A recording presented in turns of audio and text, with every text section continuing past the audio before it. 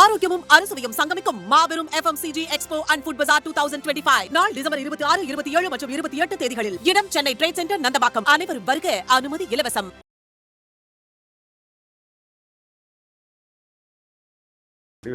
அதே வீட்டில் கன்சல்ட் பண்ணேன். அவங்க வந்து ஒப்புதல் கொடுத்தாங்க. அப்போது we will take it forward அப்படின்ற வார்த்தை அவங்க சொன்னேன். இப்படி தான் அது நடந்தது.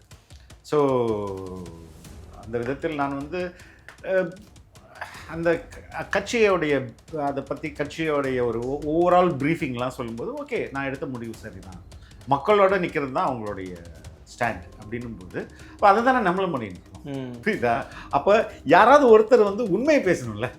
அப்படி தான் நான் வந்து அப்படி இன்ன வரையும் அதை தான் பண்ணிட்டு இருக்கேன். ஸோ அந்த விதத்தில் அது ரெண்டாவது கட்சி சேர்ந்த பிறகு நம்ம இதுக்கு வந்து இன்னும் பத்திரிகையாளர்னு சொல்லிட்டு இருக்க முடியும். அது எத்திக்கலாக தப்பு. யாரை நான் என்னையே ஏமாற்றிக்கூடாது. ஃபஸ்ட்டு நீங்கள் இவ்வளவு ஆண்டு 25 இயர்ஸ், ஒரு 4 நூற்றாண்டு காலமாக அதில் பயணிச்ச ஒரு அனுபவம் மிக்க ஒரு மனிதர். இந்த முடிவு எடுக்கும்போது உங்களுக்கு நம்முடைய துறையை விட்டுட்டு போகிறோமே அப்படிங்கிற ஒரு எண்ணம் உங்களுக்கு எங்கேயாச்சும் தட்டுப்பட்டு? இல்லைங்க, இது பெருசாக இல்லை. ஏன்னா இப்போது பரந்தூர் விமான நிலையம் நம்மளுடைய நிலைப்பாடு என்ன? எதிர்க்கிறீங்க. கட்சி என்ன பண்ணுது?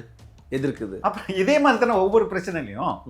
அப்போ கட்சியோட நிலைப்பாடு நம்மளுடைய நிலைப்பாடும் ஆல்மோஸ்ட் சேமாக இருக்கும்போது நம்ம அதில் இருக்கிறதே பெட்டர் இல்லையா?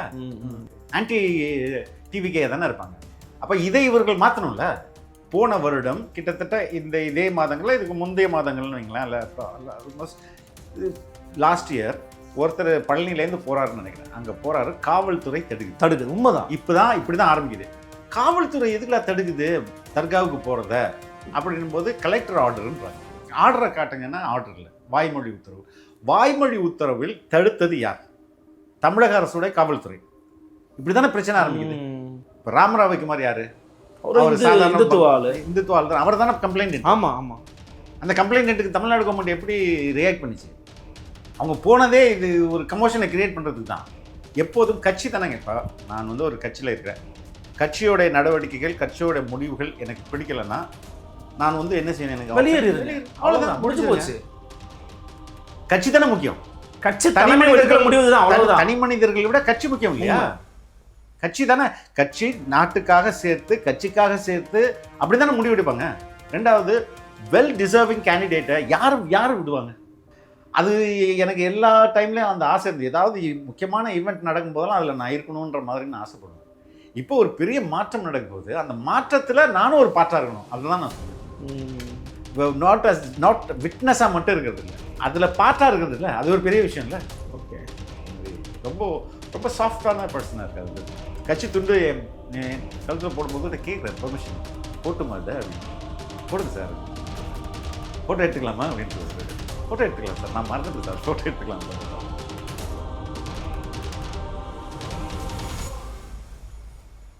அன்னை பர்னிச்சர்ஸ், அன்னை திருமண சீர்வரிசை பொருட்கள், டிவி, ஃபிரிட்ஜ், வாஷிங் மெஷின் உள்ளிட்ட 200க்கும் மேற்பட்ட பொருட்கள் அடங்கிய திருமண சீர்வரிசை ரூபாய் 99,000 மட்டுமே. தமிழகம் முழுவதும் இலவச டோர் டெலிவரி. தொடர்புக்கு 7550014440 9345044044. நிம்மதி ப்ராப்பர்ட்டி மேனேஜ்மெண்ட். கான்டாக்ட் 7667008999. நலம் தரும் நல்லார் சித்த மருத்துவமனை. இதய நோய், சர்க்கரை நோய், பக்கவாதம், சிறுநீரக பிரச்சனை, தண்டுவடம் மற்றும் மூட்டு பிரச்சனைகளுக்கு மிகச்சிறந்த மருத்துவமனை. கிருஷ்ணகிரி, சென்னை மற்றும் மதுரை.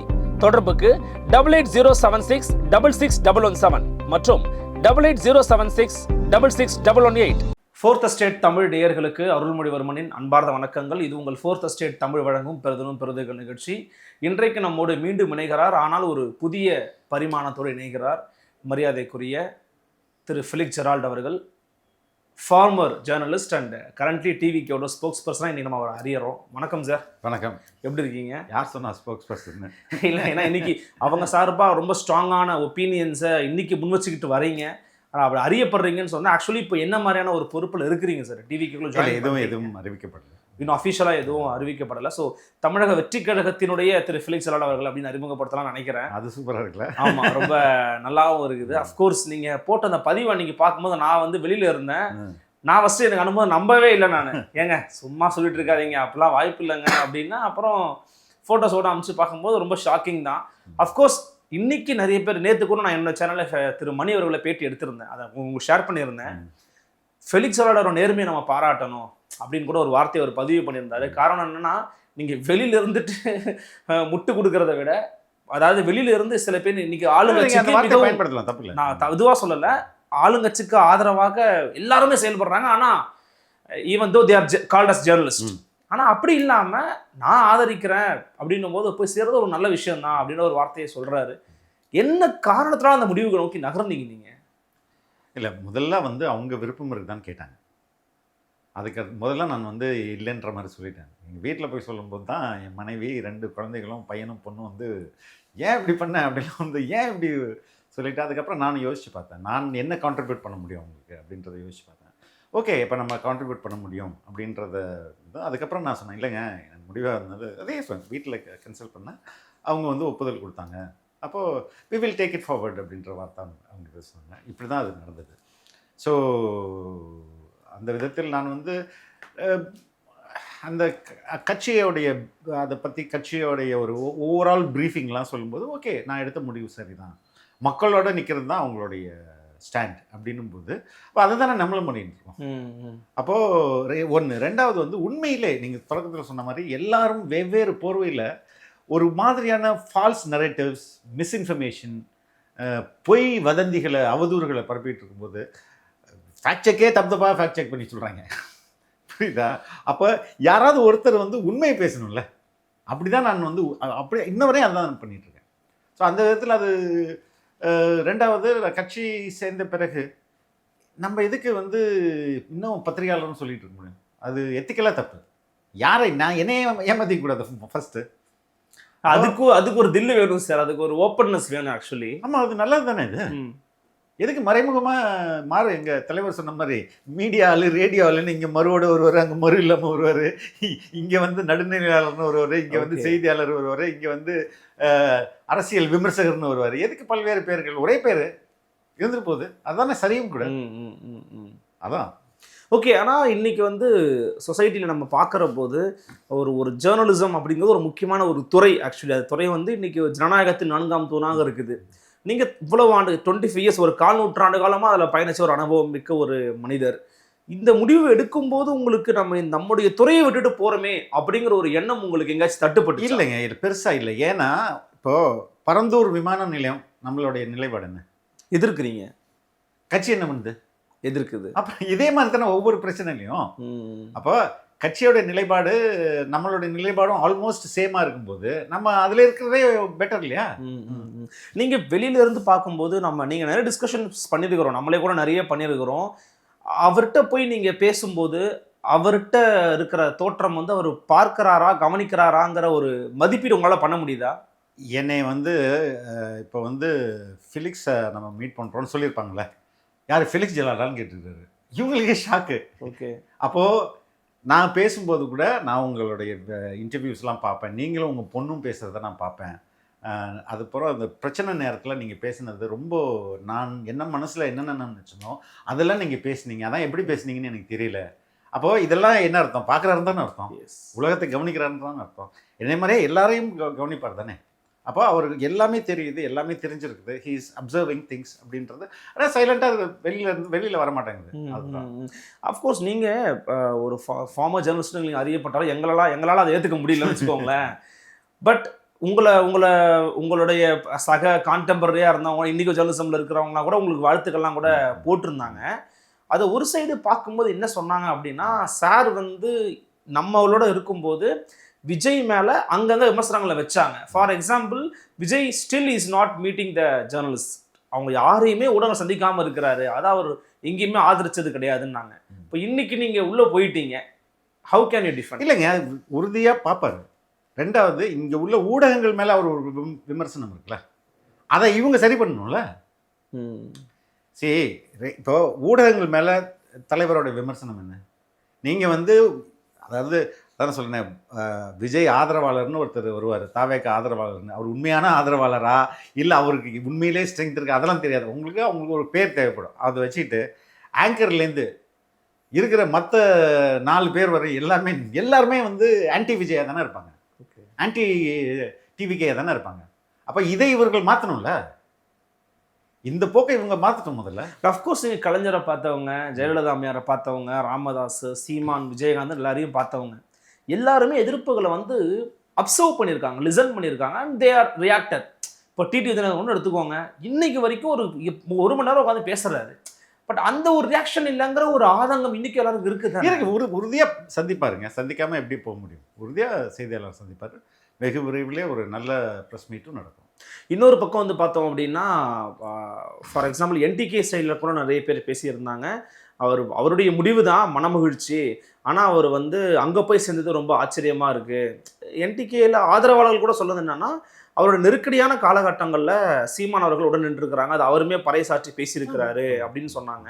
ஆனால் அவர் வந்து டிவிக்கு சூஸ் பண்ணிட்டாரு அப்படிங்கிற ஒரு பார்வைக்கு உங்களுடைய விடை என்னவாக இருக்கிறது? ஏங்க எனக்கு கூப்பிட்டாங்க அவங்க, they only called me, right? இதான் விடை. Just simple answer. என்னை சம்படி அவங்களுக்கு இப்போ என்னை கூப்பிடும்போது நான் தான் அதுக்கு ரெஸ்பாண்ட் பண்ண முடியும் இல்லையா? ஸோ கூப்பிடும்போது நீங்கள் அங்கே போய் ஜாயின் பண்ணிருக்கீங்க. அஃப்கோர்ஸ் என்னென்னா, இன்னைக்கு தாவேக்காவுடைய நிலைமை என்னங்கிறத நம்ம பார்க்குறோம். ஒரு எமர்ஜிங் பார்ட்டியாக இருக்கிறாங்க. எமர்ஜிங் பார்ட்டியாக இருக்கும்போது அதனுடைய முக்கியமான கூறாக நீங்கள் வந்து நம்பினதா, அதை நம்பிக்கிட்டு இருக்கிறதா நான் பார்க்குறது anti BJP, right? Yes, they are okay. ஆனால் இன்னைக்கு கள சூழலில் அவங்க ஆன்டி பிஜேபியாக ஸ்ட்ராங்காக ரியாக்ஷன்ஸ் கொடுக்கலங்கிற ஒரு விமர்சனம் இருக்குல்ல? எந்த விஷயத்தில்? ஃபார் எக்ஸாம்பிள் திருப்பரங்குன்றமா இருக்கட்டும். ஓகே, அப்போ அது போன்ற விஷயங்கள் நீங்க வந்து எப்பயுமே ஸ்டாண்ட் எடுக்கிற ஒரு ஆளு. மனசாட்சியை முன் வச்சு பேசுவோம். திருப்பரங்குன்றத்துல மனசாட்சியை முன் வைப்போம். இவ்வளோ 100 ஆண்டுகளாக அங்க எந்த பிரச்சனையும் இல்லை. ஆமா, எல்லாம் சரியா போயிட்டு இருந்தது, பெர்ஃபெக்ட்டா இருக்கு. எப்ப பிரச்சனை ஆரம்பிச்சதுன்னா போன வருடம் கிட்டத்தட்ட இதே மாதங்கள்ல, இதுக்கு முந்தைய மாதங்கள்னு வைங்களேன், இல்லை ஆல்மோஸ்ட் லாஸ்ட் இயர் ஒருத்தர் பழனிலேருந்து போறாருன்னு நினைக்கிறேன். அங்கே போறாரு, காவல்துறை தடுக்குது. உண்மைதான். இப்படிதான் ஆரம்பிக்குது. காவல்துறை எதுக்குலாம் தடுக்குது தர்காவுக்கு போகிறத அப்படின்னும் போது கலெக்டர் ஆர்டருன்றாங்க. ஆர்டரை காட்டுங்கன்னா ஆர்டர் இல்லை, வாய்மொழி உத்தரவு. வாய்மொழி உத்தரவில் தடுத்தது யார்? தமிழக அரசுடைய காவல்துறை. இப்படி தானே பிரச்சனை ஆரம்பிக்குது. அதற்கப்புறம் அங்கே வந்து பலியிடுவதற்கு தடை. அது யார் பண்ணுறது? ஹெச்ஆர்என்சி பண்ணுது. இது ரெண்டும் யாருடையது? தமிழ்நாடு அரசு.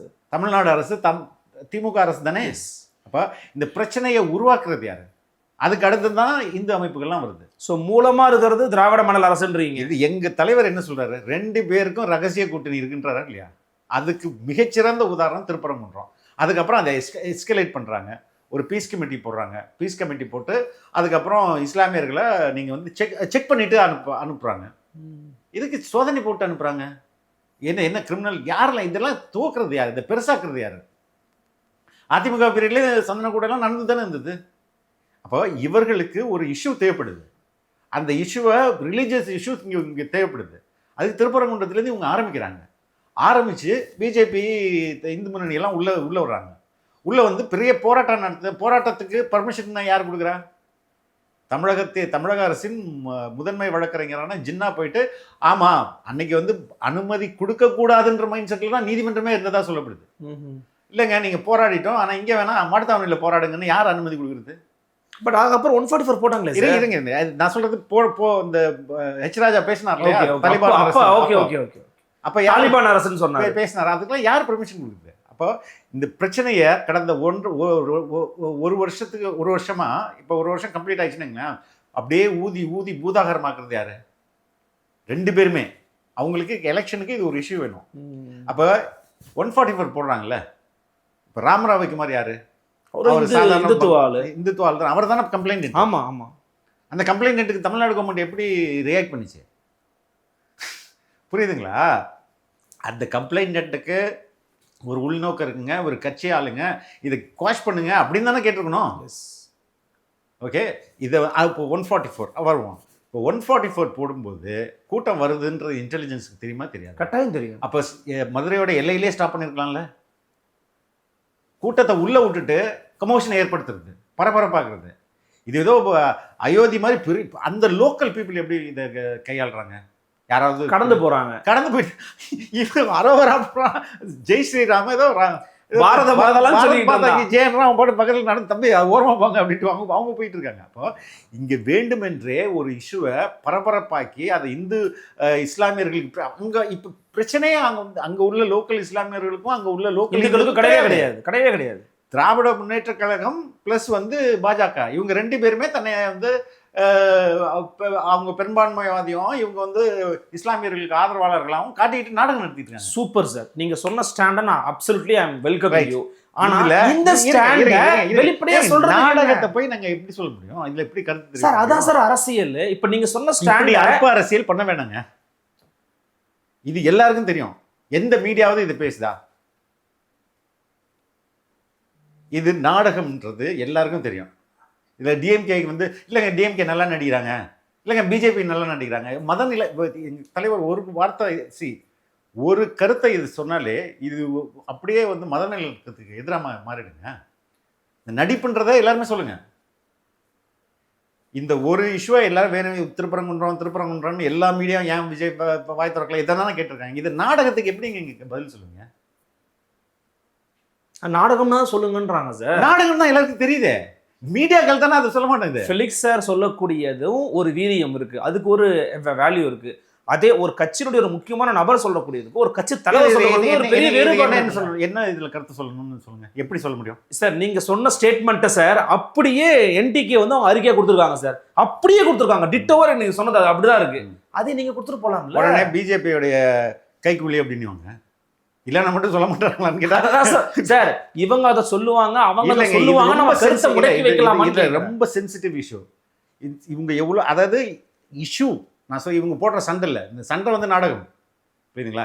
இதில் அமைதி காக்கிறது தாங்க பெட்டரு. இதில் இந்த நாடகத்தை எக்ஸ்போஸ் பண்ணுறோம், அவ்வளோதான். சரிங்களா? உண்மையிலேயே இதை வந்து நேஷனல் மீடியாலாம் பெருசாக பேசிட்டு இருக்காங்க. அங்கே ஏதோ அவங்க நினச்சிடுறாங்க பத்தி எரியுதுன்ட்டு. எல்லாம் அமைதியாக இருக்குதாங்க. கல நிலவரம் அமைதியாக தானே இருக்குது. இவங்க ஊடகத்தில் ஒரு பெரிய சண்டையை ஏற்படுத்திக்கிட்டு இருக்காங்க. இதை வந்து பார்த்துட்டு இவங்க நடிக்கிறத பார்த்து சிரிச்சுட்டு போயிட்டே இருக்க வேண்டியதான். இன்னைக்கு வந்து பார்த்தோம் அப்படின்னா தாவேகாவுடைய சில நிர்வாகிகளுடைய சில தவறான முடிவுகள் குறித்தான விவாதங்கள், வாத பிரதிவாதங்கள் சமூக ரொம்ப அதிகமாக போயிட்டே இருக்கு. தேவையா? அது கண்டிப்பா நான் அதை அனுமதிக்கல. அது நானுமே ஒரு ஆஸ் அ ஜெர்னலிஸ்டா தப்புன்னு நினைக்கிறேன். ஒரு தனிநபர் எடுக்கக்கூடிய தவறான முடிவுகளை நம்ம வந்து டிஸ்கஷன் பண்ண வேண்டிய அவசியம் இல்லை.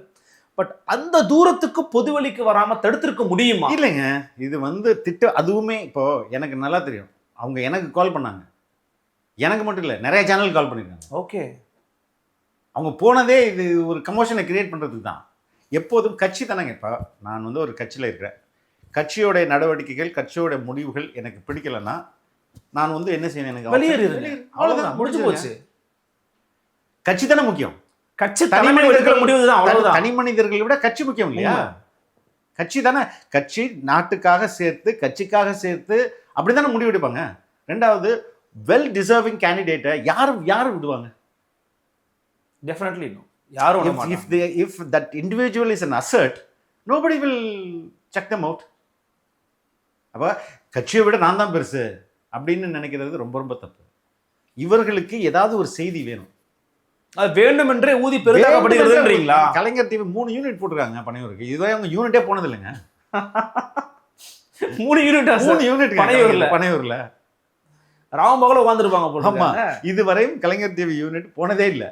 ஓகே, நமக்கும் ஃப்ரெண்ட்ஸ் இருப்பாங்க தானே சார், கலைஞர் டிவி 3 யூனிட் சார் இருப்பாங்க. இணையாது. அப்போ எவ்வளவு வெல் ப்ரிப்பேர்டா வந்திருக்காங்க. இன்னொன்று, அது வந்து சில தவறான முடிவுகள் குறித்து ஒரு செய்தி வெளியிடுறாங்கன்னா அந்த செய்தி தன்மையை வந்து ரொம்ப ஆராயணும், கீழே வந்து அதுக்கான ஹெல்ப்லைன் நம்பர் போடணும். அதெல்லாம் போடாம எல்லாருமே எழுதுறாங்க. அது வந்து உங்க கட்சிக்கு தானே ஒரு அவப்பேரை உருவாக்குது. வேண்டும்னே இவங்க எழுதுவாங்க. அன்னைக்கு வந்து ஒரு செய்தியை வந்து பார்த்தேன் நான். பிஜேபி பியூஷ் கோயல் தானே, ஆமாம், அவர் வந்து தாவேகாவை யாரும் விமர்சிக்காதீர்கள் என்று கூறியதாக தகவல். ஏங்க, இது வேணும்னே இப்படி பொய்யா சொல்லிட்டு இருந்தா எல்லாத்துக்கும் நீங்க ரியாக்ட் பண்ணிட்டே இருப்பீங்களா? இப்போ அது மீடியா மீது எங்க தலைவருக்கு இவ்வளோ கோவம் இருக்குது. பெரிய சேனலுங்க இதெல்லாம் இப்படி பொய் சொல்றதெல்லாம் எவ்வளவுலாம் ஆன்டி. அதான் தான் சொல்றேனே, இவங்க ஒரு ஃபால்ஸ் நரேட்டிவ் செட் பண்றாங்க. அதுக்கு அடுத்தது ஒரு மிஸ்இன்ஃபர்மேஷனாக சொல்றாங்க, ஃபேக் நியூஸாக பரப்புறாங்க. ஆனா வெர்ச்சுவல் வாரியர்ஸ் எங்க இருக்கான்னு தெரியல, அச்சு நொறிட்டு போயிடறான் 10 நிமிஷத்துல. ஸோ இதுதான் ரியாலிட்டியாக இருக்குது. ஓகே, இப்போது அவருடைய மனநிலை எப்படி இருக்குது? கட்சி அப்படிங்கிறது கூட்டணி நோக்கி நகரப் போகிறது அப்படிங்கிற ஒரு வாதம் முன்வைக்கப்படுகிறது. அண்மையில் திரு செங்கோட்டையன் அவர்கள் அமமுக கிட்ட பேச்சு நடந்துக்கிட்டு தான் இருக்குது, ஆனால் அதை பற்றினா நாங்கள் சொல்ல முடியாது, கட்சி தலைமை முடிவெடுக்கும் அப்படிங்கிற மாதிரி சொல்லிட்டு போகிற ஒரு கார்டையும் நம்மளால் பார்க்க முடிகிறது. அது உண்மையா அந்த கார்டு புதிய தலைமுறையில் போட்டிருக்காங்க. கேட்குறேன், உண்மையா சவுண்ட் பைட் இருந்ததா? சவுண்ட் பைட்டை வச்சு தான் நம்ம இப்போ நம்ப முடியும். உண்மை சவுண்ட் பைட் அது அஃபிஷியல் அவங்க பேஜ் தான் போட்டிருந்தாங்க. அஃப்கோர்ஸ் நான் எதுக்காக கேட்க வரேன்னா, கூட்டணி குறித்தான விஜயோட நிலைப்பாடு எப்படி இருக்குது, அவர் என்ன நினைக்கிறார்? காங்கிரஸ் வந்து தாவேக்கா விரும்புது, காங்கிரஸும் அதை விரும்புது. ரெண்டு பேரும் மியூச்சுவல் லவ் அண்ட் அஃபெக்ஷன் இருக்கு. ஓகே, ஏன்னா ரெண்டு பேருமே இன்னைக்கு ஒரு செக்குலரிசத்துக்கு சிம்பிளா காங்கிரஸ் இருக்குது, தாவேக்கா ட்ரூ செக்குலரிசம், அதுல வந்து மாற்று கருத்தே கிடையாது. எங்க நீங்க அவ்வளவு ஸ்ட்ராங்கா நம்புறீங்க? அதாவது இவங்க ஆன்டி பிஜேபி தாங்க, மாற்று கருத்துல எந்த இடத்துல உறுதியா நம்புறீங்க? எப்ப நான் ரொம்ப உறுதியா நம்ப ஆரம்பிச்சேன்னா மக்கள்கிட்ட கேட்கும்போது தான். இது எந்த தலைவரும் செய்ய மாட்டாங்க. மக்களை நீங்க சொல்லுங்க, யார் நம்மளுக்கான கொள்கை எதிரி யாரு, அரசியல் எதிரி யாருன்ட்டு. இந்த ஸ்டேட்மெண்ட் அது மக்கள்கிட்டேருந்து கேட்டு வாங்குறது இருக்குல்ல, அது எவ்வளவு பவர்ஃபுல். உண்மை நீங்களே உணர்ந்தே சொல்லுங்க. மற்ற யாராவது சொல்ல முடியுமா? திமுக சொல்ல முடியுமா? நம்மளுக்கு கொள்கை எதிரி பாஜக சொல்லுங்க அப்படின்னு சொல்ல முடியுமா? சொல்லவே முடியாது இல்லையா? அப்போ இதை சொல்ல வைக்கிறாருன்னா அவர் மனசுல எவ்வளவு ஸ்ட்ராங்கா இருக்கிறாருன்னு அர்த்தம் இல்லையா? அந்த எப்போதுமே இந்த களத்தில் இல்லைன்றத சொல்லிட்டு அவங்கவுங்க இப்போ சொந்தம் கொண்டாடுறாங்க. களத்தில் இல்லைன்னு எங்களை சொல்லிட்டாரு. உண்மையிலே பாஜக தான் சொன்னார் அவர். பிஜேபி தான் மென்ஷன் அந்த அந்த ஸ்பீச்சை ஃபுல்லாக கேட்டு பார்த்தீங்கன்னா அந்த அந்த அந்த இப்போ என்ன எப்படி ஆரம்பிக்கிறாரு, நீங்கள் வந்து இவங்களை மட்டும் திட்ட மாட்டேங்கிறீங்க, இவங்களை மட்டும் அதுக்கு முன்பு யார் நம்மளுடைய கொள்கை எதிரி அப்படின்னு மக்கள்கிட்ட கேட்குறாரு. கொள்கை எதிரி பாஜகன்றாங்க. யார் நம்மளுடைய அரசியல் எதிரி? திமுகன்னு சொல்கிறாங்க. அப்போ நீங்கள் தெளிவாக இருக்கீங்க, நான் தெளிவாக இருக்கேன், ரைட், இது போதும் அப்படின்னு சொல்லிட்டு அடுத்த வார்த்தை என்ன சொல்றாரு, இங்க வந்து நான் இவங்களை திட்ட மாட்டேங்கிறீங்க, இவங்களை திட்ட மாட்டேங்கிறீங்கன்னு சொல்லிட்டு இருக்கீங்க. யார் எல்லாரும் விமர்சனம், பிஜேபி திட்டமாட்டுறாரு அப்படின்ற ஒரு விமர்சனம் இருக்கு. அதை தான் அவர் சொல்றாரு. இவங்களை திட்ட மாட்டேங்கிறீங்க, இவங்களை திட்ட மாட்டேங்கன்னு சொல்றாங்க. களத்துக்கும் அவங்களுக்கு சம்மந்தமே இல்லை. அவங்களை எதிர்ப்பதுக்கு நான் எதுக்கு திட்டணும்? பட் நம்ம அப்படி உதாசீனப்படுத்த முடியுமான்னு கேட்கிறேன். 2024ல என்டிஏ 18% வாங்கினாங்க. ரைட், இவ்வளவு கூட்டணியோட சேர்த்து தாங்க. இன்னைக்கு திமுக பாஜக தனித்தனிக்கு தான் அதிமுகவுடைய கூட்டணியில் இருக்க. அதிமுக கூட்டணியுடைய தலைமை யாரு? எடப்பாடி பழனிசாமி. அப்புறம் பாஜகவுக்கும் இது பார்லிமெண்ட் எலெக்ஷன் நீங்க சொல்லுங்க, கரெக்ட். இப்போ களத்துல இருக்கிறது, இப்போ இது வந்து அசம்பிளி எலெக்ஷன். இங்க திமுக தான் வீழ்த்தணும் நம்ம. அதனால நீங்க சொல்லாதீங்க யாரை திட்டணும்னு அப்படின்றப்போ இந்த ஃபுல் கான்டெக்ட் பார்க்காம எந்த தலைவருங்க மக்கள்கிட்ட வந்து உறுதி ரீஅஷூர் பண்றது தானே இது. ஸோ அந்த இடத்துல ஒரு ஆன்டி பிஜேபி நீங்க ஸ்ட்ராங்கா, அதான் அவர் டிக்ளரேஷன் தானே. ஒரு முறை டிக்ளேர் பண்ணா பரவாயில்ல, ஒவ்வொரு முறையும் டிக்ளேர் பண்றாருல. அப்புறம் மறுபடியும் பெத்து போட்ட பிள்ளைன்னா என்ன அர்த்தம்? அவர் வேலை வச்சு நின்றுட்டு இருக்காரு. விஜயன் தானே சார் நின்னாரு வேலை? இல்ல ரைட்டு, சனாதனத்துக்கு எதிர்ப்பாளர்னு சொல்லிட்டு இருக்கவர் தானே அது. இல்ல அவர் என்ன நினைக்கிறாருன்னா திமுகவை மட்டும் இப்போ தீய சக்திங்கிற வார்த்தை சார், ஜெயலலிதா அம்மையார் கோட் பண்ண வார்த்தை சார். அஃப்கோர்ஸ் அது என்ன சொல்றாங்கன்னா, ஒரு பிராமணிய காழ்ப்புல இருந்து வெளிப்பட்ட ஒரு அடித்தட்டுல இருந்து வந்த ஒரு கலைஞர் கருணாநிதியை பார்த்து அவங்க சொன்ன வார்த்தை, கலைஞர் கருணாநிதி தீய சக்தின்னு சொன்னாங்க. அதையே மரியாதைக்குரிய விஜய் அவர்களும் பயன்படுத்துறாருன்னு வச்சுக்கோங்க. பிராமணியத்தோட பாக்குறீங்க. எம்ஜிஆர் அதுவும் சொல்றேன், அவரு அதை ரொம்ப அனலிட்டிக்கலா சொல்லுவாரு. ஏன் இவங்க இப்படி சொல்றாங்க அப்படின்னு நான் பலமுறை யோசிச்சிருக்கேன். ஏன் இவ்வளவு ஸ்ட்ராங்கா சொல்றாங்க அப்படின்னு பலமுறை நானே யோசிச்சிருக்கேன். இப்பதான் எனக்கு புரியுது. எங்க தலைவரை முடக்கிறது மட்டுமே வேலையா பார்த்துட்டு இருந்தோம் இந்த அரசு. சார் அரசியல் எல்லா கட்சியும் பண்றது சார். ரைட், அதனால ஒரு கட்சியுடைய அடிப்படை சாராம்சத்தையே தகர்ப்பதை போல நீங்க தீய சக்தி எவ்வளவு பெரிய வார்த்தை சார். இப்படி புரிஞ்சுக்கோங்க, நான் அதை கொஞ்சம் எலாபரேட்டா பேசுவேன். இப்போ எங்க தலைவருக்கும் திமுக குடும்பத்துக்கும் பழக்கம் இருந்துக்குமா இருக்காது? இருக்கு சார், இருந்திருக்கு, ரொம்ப நல்லா இருந்திருக்கு. இப்ப ஜனநாயகத்துல அரசியல்ல வந்து ஒருத்தர் அரசியல் கட்சி ஆரம்பிச்சு வளர்றது ஜனநாயகத்துல அனுமதிக்கப்பட்டிருக்கா பண்ணலையா? கட்டாயம் அனுமதி. அப்ப ஜனநாயக பூர்வமா இவரை எங்க தலைவரை திமுக குடும்பம் அணுகல. என்னடா அவருக்கு தானே தெரியும் எவ்வளவு இன்னல்கள் அவங்க கொடுக்குறாங்கன்ட்டு. ஒரு காலத்துல நண்பர்களா தானே இருந்திருப்போம், போன்ல பேசியிருப்போம், நேரில் பேசியிருப்போம், இவ்வளோ நண்பர்களாக இருந்திருப்போம். ஓகே, எனக்கு பொலிட்டிக்கலாக நான் வர்றேன், கிவ் மீ ஆப்பர்ச்சுனிட்டி, என்னோட ஆப்பர்ச்சுனிட்டி நீ எதுக்கு தடுக்கிற? அப்போ எந்த அளவுக்கு குடும்பம் முடக்கிறதுக்கு ட்ரை பண்ணியிருப்பாங்கன்னு அவருக்கு தானே தெரியும். அப்போ யோசிச்சு பார்க்கும்போது ஜெயலலிதா சொன்னது தப்பே கிடையாது அப்படின்ற முடிவுக்கு வந்துட்டு தான் இவர் சொல்றாரு. ஜனநாயகவாதிகளாக இருந்தா எதுக்குங்க இவ்வளோ பிரச்சனை? இல்ல இப்போ TVK is trying to replacing ஏடிஎம்கேவா இல்ல டு சேஞ்ச் ஃபார் டிஎம்கேவா? எதுக்கு நீங்க ட்ரை பண்றீங்க? டிஎம்கே சேஞ்ச் பண்ணுவாங்க. பவருக்கு வர்றது தானே எங்களோட நோக்கம். இப்போ பவரில் இருக்கிறது யாரு? டிஎம்கே. வாஷ் அவுட் பண்ணி எடுக்கிறது தான் எங்களோட நோக்கம். திமுகவை காலி பண்றதா உங்க வேலையே. அதுக்கு தானே அப்புறம் தான் பிஜேபிலாம் ஆட்சி அமைச்சிடணுங்க. அப்போ ஆட்சி அமைக்கிறது இப்போ யார் பவரில் இருக்கா? திமுக. அப்போ பார்லிமெண்ட் எலெக்ஷன் வரும்போது தானே பிஜேபி. இப்போ எதுக்கு அது?